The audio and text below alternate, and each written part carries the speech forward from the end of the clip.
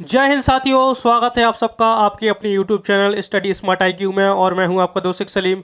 और आज मैं फिर आपके लिए लेकर आ चुका हूं SSC GD 2025 एग्जाम के लिए GK GS की क्लास, ठीक है, जिसमें हम static GK, history, polity, geography, economics, science सब कुछ यहाँ पर पढ़ रहे हैं। और ये इसका 6वां दिन है, ठीक है। और ये जो वीडियो है रोज शाम 7 बजे आती है, सोमवार से शनिवार तक, ठीक है। तो 6 पार्ट यानी 6वां डे यानी 6 हिस्से जो है 5 वीडियो जो है मैं पहले बता चुका हूं। और ये 6वीं वीडियो होगी, ठीक, यानी 6वां लेक्चर होगा इसका। और यहाँ से मैं ये चाहता हूं कि आप SSC GD का जो एग्ज़ाम है ये 4 फरवरी से चालू है, तो यहाँ से पढ़कर आप जो है तो यहाँ पर मैं कुछ भी नहीं छोड़ूंगा, ताकि आप SSC GD में जो एग्ज़ाम होगा, ठीक है, तो जो GK का पोर्शन होता है आप उसमें फाड़ कर रख दें, ठीक है। तो चलिए पहला क्वेश्चन लेते हैं बिना किसी देरी के। तो अगर वीडियो पसंद आती है तो ज़्यादा से ज़्यादा लाइक करें, शेयर करें और सब्सक्राइब करना ना भूलें हमारे चैनल को, ठीक है। तो पहला क्वेश्चन है, पहला क्वेश्चन देखते हैं, रुकिए 2 मिनट।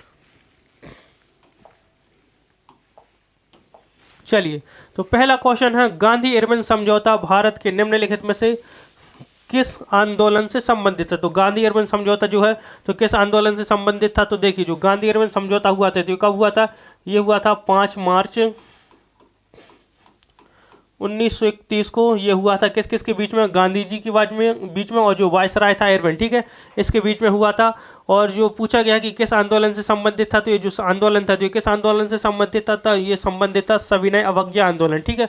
सविनय अवज्ञा आंदोलन ये कब स्टार्ट हुआ था, तो ये हुआ था 1930 में, ठीक है। 1930 में हुआ था सविनय अवज्ञा आंदोलन का पहला आंदोलन, ठीक है।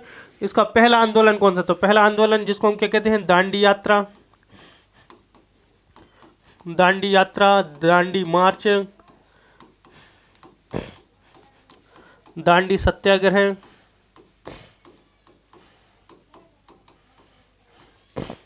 इसके अलावा नमक मार्च, नमक सत्याग्रह,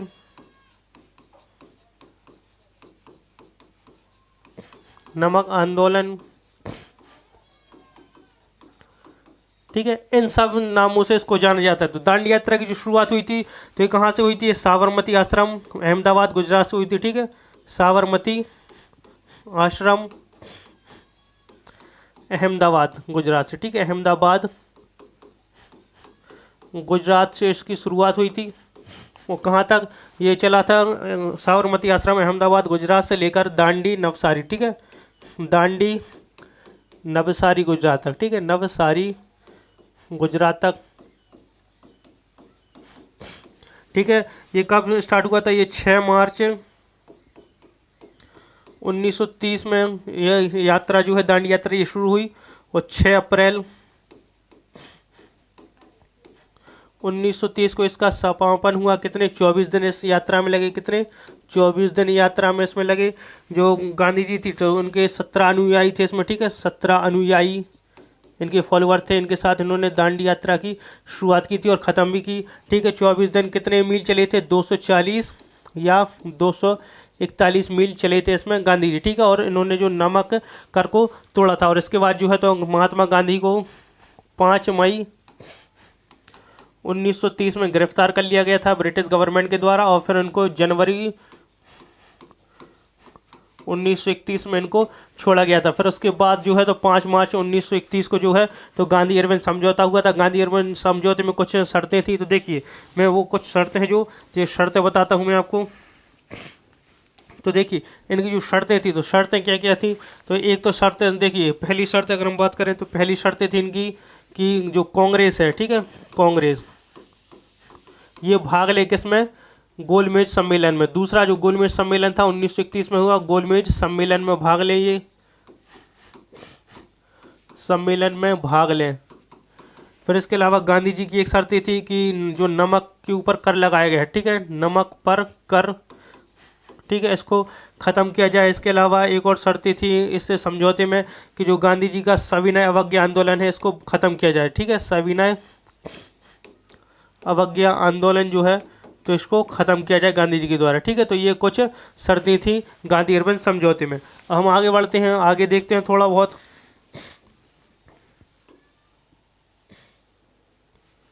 हम यहाँ पर बात करते हैं थोड़ी रॉलेट सत्याग्रह, ठीक है। रॉलेट सत्याग्रह जो गांधी जी के द्वारा हुआ था कब, 6 अप्रैल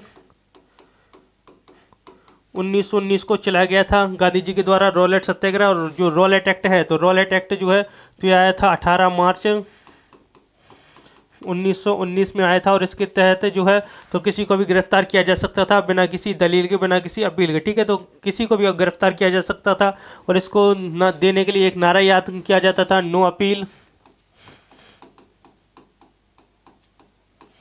नो दलील एंड नो वकील,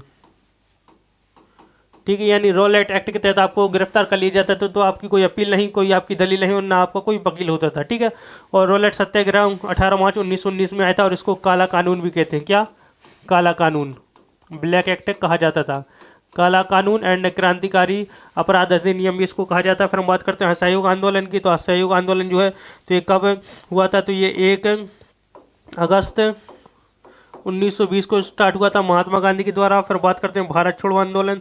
तो ये कब स्टार्ट हुआ था? तो भारत छोड़ो आंदोलन जो है तो ये 9 अगस्त को स्टार्ट हुआ था, ठीक है। 9 अगस्त 1942 को स्टार्ट हुआ था और इसी में दिया था गांधी जी ने करो या मरो का नारा। बाकी ये जो है तो 8 अगस्त को जो है 8 अगस्त, ठीक है, गांधी जी ने ऐलान कर दिया था कि हम अब करो या मरो करेंगे। यानी 9 अगस्त को हम जो है तो जो भारत छोड़ो आंदोलन है, भारत छोड़ो आंदोलन का नेतृत्व करेंगे। लेकिन गांधी जी के कहने पर लोग इकट्ठे हो गए थे, लेकिन गांधी जी को रात ही रात में 8 तारीख को इन्होंने गिरफ्तार कर लिया था ब्रिटिश गवर्नमेंट के द्वारा, ठीक है।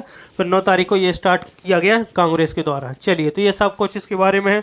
तो आप इस सब को नोट बनाएंगे, इस सब को आप लिखेंगे जो जो मैंने यहाँ पर बताया, ठीक है। तो इतनी सारी चीज़ें आप सब यहाँ पर लिखेंगे। आप चाहें तो स्क्रीनशॉट ले सकते हैं इसका, ठीक है, यहाँ पर ले लीजिए। फिर यहाँ पर जो ऊपर लिखा मैंने वो सब आप नोट में बनाएंगे, ठीक है। चलिए नेक्स्ट क्वेश्चन लेते हैं। नेक्स्ट क्वेश्चन है, कर्क रेखा भारत के कितने राज्यों से होकर गुजरती है? तो कर्क रेखा जो है तो भारत के कितने राज्यों से होकर गुजरती है? तो ये जो होकर गुजरती है तो ये कितने? 8 राज्यों से होकर गुजरती है भारत में, ठीक है। कर्क रेखा, कर्क रेखा के जो राज्य हैं 8 राज्य हैं। 8 राज्यों को याद करने की जो ट्रिक है तो ये है मित्र, पर, गमछा, रुकिए 2 मिनट, मित्र, पर, गमछा, झार, ठीक है। ये है इसकी ट्रिक। अब क्या किया तो देखिए, माँ से क्या आ जाएगा? माँ से मिजोरम हो गया, त्रा से त्रिपुरा, पा से पश्चिम बंगाल, रा से राजस्थान, गा से गुजरात, माँ से मध्य प्रदेश, छा से छत्तीसगढ़ एंड झा से झारखंड, ठीक है, झारखंड। तो ये है इसकी ट्रिक। तो ये 8 राज्य हैं जिनसे जो है कर्क रेखा होकर गुजरती है। कौन कौन से हैं? मिजोरम, त्रिपुरा, पश्चिम बंगाल, राजस्थान, गुजरात, मध्य प्रदेश, छत्तीसगढ़ और झारखंड। और इसकी ट्रिक क्या है? मित्र, पर, गमछा, झार, ठीक है। इसको याद रखेंगे। और एक चीज़ और मैं बता दूँ, एक हमारे देश की नदी है, कौन सी? माही नदी, ठीक है, माही नदी। ये जो माही नदी है ना, तो कर्क रेखा को, ये एकलौती नदी है भारत की जो कर्क रेखा को 2 बार काटती है। कितने बार? 2 बार काटती है। कितने बार? 2 बार काटती है। तो ये भी पूछा जाता है कि ऐसी कौन सी नदी है जो कर्क रेखा को 2 बार काटती है? तो इसका जो राइट आंसर हो जाएगा तो ये हो जाएगा माही नदी, ठीक है। तो कर्क रेखा कितने राज्यों से होकर गुजरती है? 8 राज्य। 8 राज्यों को मैंने बता दिया और यही भी बता दिया कि एक नदी है हमारे देश की, माही नदी, जो कर्क रेखा को 2 बार काटती है, ठीक है। चलिए नेक्स्ट क्वेश्चन लेते हैं। नेक्स्ट क्वेश्चन है, अब्दुल करीम खान निम्नलिखित खान हिंदुस्तानी संगीत के किस घराने के प्रतिपादक हैं? तो किस घराने के प्रतिपादक हैं? तो जो प्रतिपादक हैं तो ये है किराना घराना के प्रतिपादक है, ठीक है, ऑप्शन डी। नेक्स्ट क्वेश्चन, प्रथम जनसभा का आयोजन कहाँ किया गया था? तो प्रथम जनसभा का आयोजन कहाँ किया गया था? तो जो प्रथम जनसभा आयोजित हुई थी तो ये कहाँ पर हुई थी? तो देखिए इसकी मैं बात करता हूँ।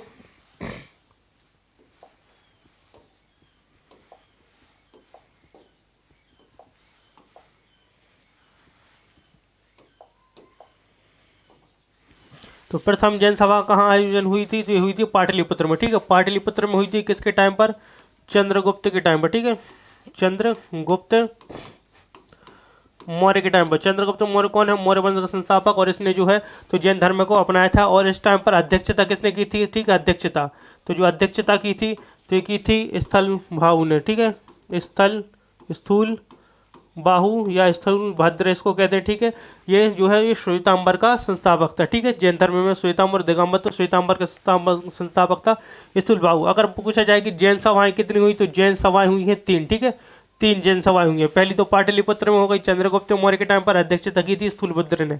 दूसरी वाली की अगर हम बात करें, ठीक है, सेकंड वाली की बात करते हैं, तो जो सेकंड वाली है तो ये कहाँ कहाँ पर हुई थी, तो देखिए ये 2 जगहों पर हुई थी एक साथ में। कहाँ? बल्लभी गुजरात में, बल्लभी गुजरात में हुई थी, एंड मथुरा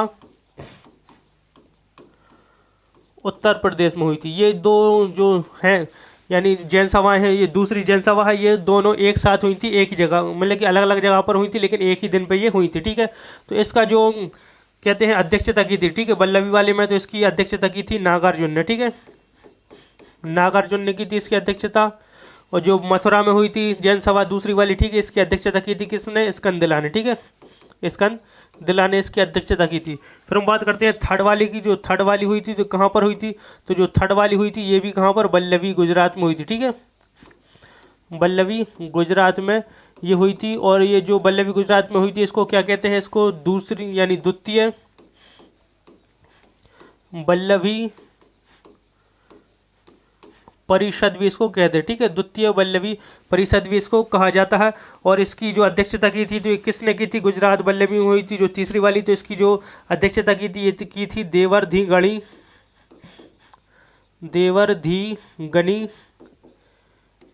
क्षमा श्रमण ने, ठीक है, क्षमा श्रमण ने जो है तो ये इसकी अध्यक्षता की थी, ठीक है। तो प्रथम जैन सभा पाटलिपुत्र में हुई, दूसरी बल्लभी और मथुरा में हुई थी एक साथ में, और तीसरी वाली भी बल्लभी में हुई थी। और जो पहली की अध्यक्षता की थी स्थूलबाहु ने, दूसरी की जो बल्लभी में हुई थी उसकी गुजरात में ये की थी नागार्जुन ने, और मथुरा में जो हुई थी इसकी की थी स्कंदला ने। और जो तीसरी वाली ये बल्लभी गुजरात में हुई जिसको बल्लभी द्वितीय परिषद भी कहते हैं, और इसकी जो अध्यक्षता की थी देवर्धिगणी क्षमा श्रमण ने, ठीक है। चलिए next question, Sultan Azlan Shah cup निम्नलिखित में से किस खेल से संबंधित है? तो सुल्तान अजलान शाह कप जो है जो किस खेल से संबंधित है? तो जो संबंधित है ये हॉकी से संबंधित है, ठीक है। और ये जो टूर्नामेंट है ये कहाँ का? ये जो टूर्नामेंट है ये मलेशिया का टूर्नामेंट है। कहाँ का? मलेशिया का ये टूर्नामेंट है, और ये 1983 में इसको स्टार्ट किया गया था, ठीक है। चलिए नेक्स्ट क्वेश्चन,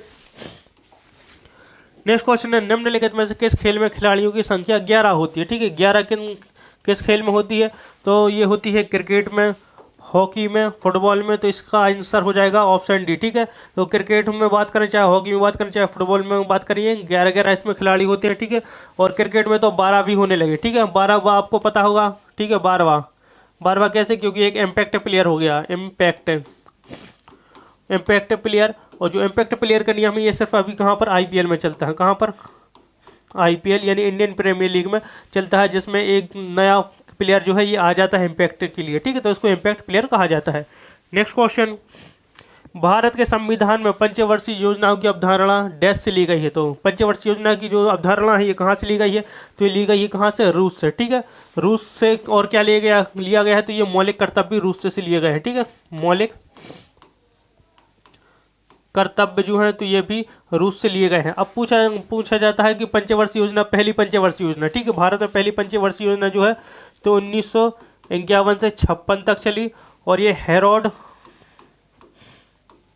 डोमर मॉडल पर आधारित थी, ठीक है, डोमर मॉडल पर आधारित थी, ठीक है, 1951 से 56 चली। नेक्स्ट क्वेश्चन है समानता के अधिकार के अंतर्गत कितने अनुच्छेद आते हैं? तो समानता का अधिकार जो कि हमारा एक मौलिक अधिकार है, ये इसके अंतर्गत कितने अनुच्छेद आते हैं? तो इसका अनुच्छेद जो आते हैं अंतर्गत तो ये आते हैं 5 अनुच्छेद आते हैं, ठीक है। अनुच्छेद 14 से लेकर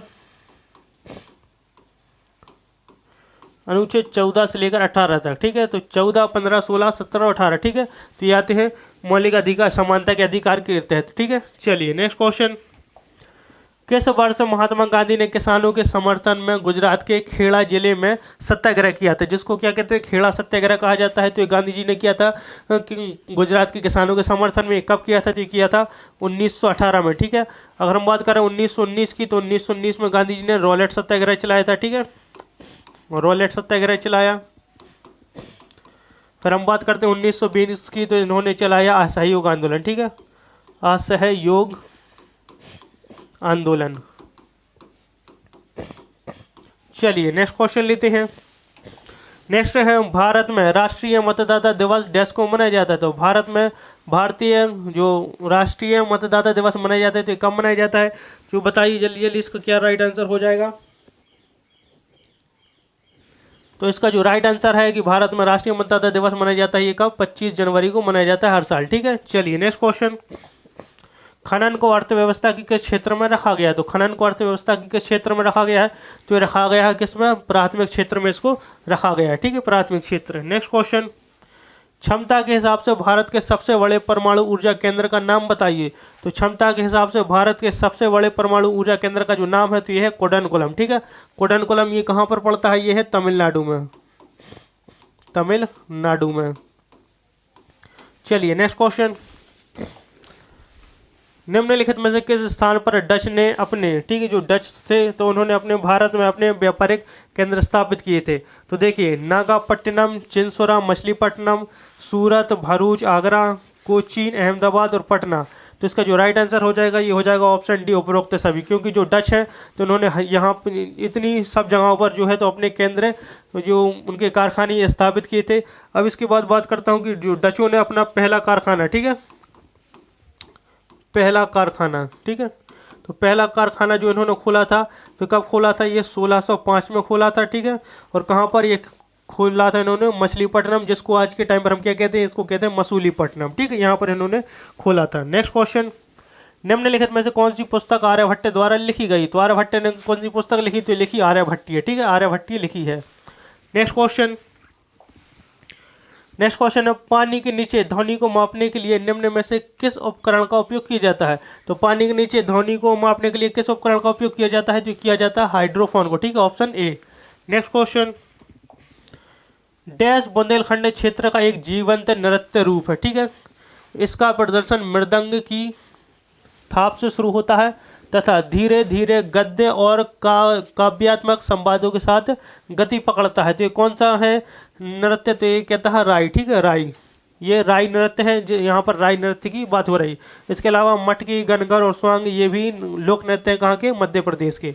नेक्स्ट क्वेश्चन, गौतम बुद्ध के संबंध में निम्नलिखित में से कौन सा कथन सही है। तो गौतम बुद्ध के बारे में कौन सा कथन सही है, तो देखिए, पहला कथन अगर हम पढ़ें तो बौद्ध धर्म के संस्थापक सिद्धार्थ का जन्म लगभग 2500 वर्ष पहले हुआ था, जिन्हें गौतम के नाम से भी जाना जाता था। ये बिल्कुल सही है।